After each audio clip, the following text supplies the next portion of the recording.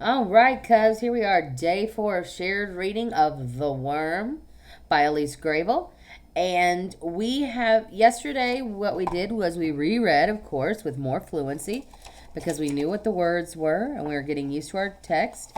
And then we started to add like different headings. And remember, the headings that we decided were so far what a worm is, types of worms, where worms live, their habitat, and of course their body. And we stopped here, which was still about their body. And a lot of you have given me suggestions, and I just want you to know I am paying attention to your suggestions. Here is, let's see if I can show you a little bit. There is where look, see, I've written all your suggestions down on Post-its so I can keep your suggestions, in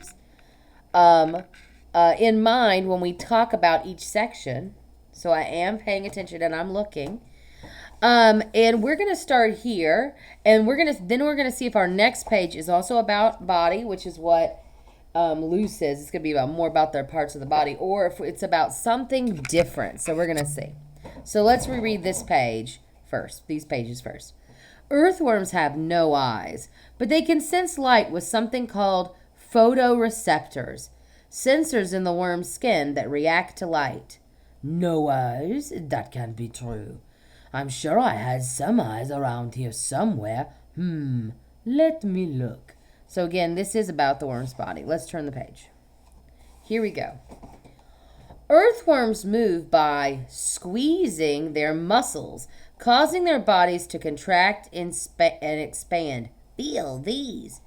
Well, this is still kind of about an earthworm's body, but some of us said it's also about how worms move. Like Houston said how worms move.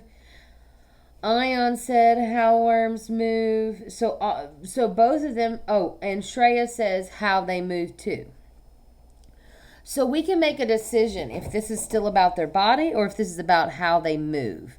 So it can be either. I'm going to leave body, but maybe we could put body, and on our body we could put and how they use it. So this section is about their body and how they use it, because that talks about how they use their muscles to move. All right, let's read our next pages. Earthworms eat rotting plants and enrich the soil by making paths that let air and water circulate in it. Thank you, kind sir. You're welcome, madam. It's good for nature. So some of you guys, when we thought about this section, this is definitely not about their body really anymore. Some people said this is about what they eat, and that's a good point. Some people said that this is about how they help, or how they help the earth, or what they do for the earth. Lots of people said this is what they eat. So I think that we're going to stop here. We're going to say, I don't know if we should say, so they eat rotting soil and plants and enrich the soil by making paths and air and water circulate in it. So it's really saying two things. It's saying about what they eat and how they are helpful.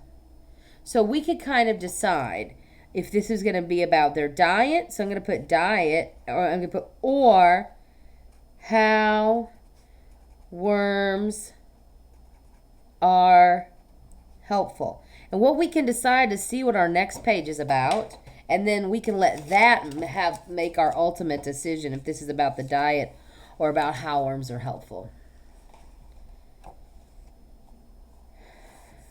Oh, wait.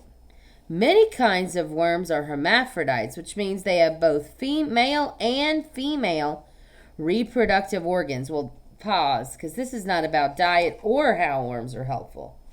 So let's go ahead and say that we're going to leave it there and see what the rest of the book is about, to see if this is about diet or if it's about how worms are helpful, because this definitely isn't. It's about something new. So let's reread this page and this page and see what new heading we might have. Many worms are hermaphrodites, which means they have both male and female reproductive organs. In other words, an earthworm is a boy and a girl at the same time. They still need a partner to reproduce, though. You look ravishing today here. So to me, you might say, oh, this is about the earthworm's body too. You could say this is about their life cycle. You could say, maybe we can give it a question name and say, are worms girls or boys? And then somebody can read about this section. Although if this one is a question, then the other one should be a question too, if I was writing the book. Because I don't know what, or this could also be about their life cycle, you could say. All right, here we go. Next page. Earthworms might seem pretty gross, but they're very useful. They recycle nature's waste and help them turn it into soil. Farmers and gardeners love earthworms. Well, this is definitely about their health, how they're helpful. So I'm going to mark off over here on the diet. I'm going to just say that's about their diet or what they eat, right? And I'm going to put / what they eat. They eat. And now I think it's time for our how worms are helpful. How worms are helpful.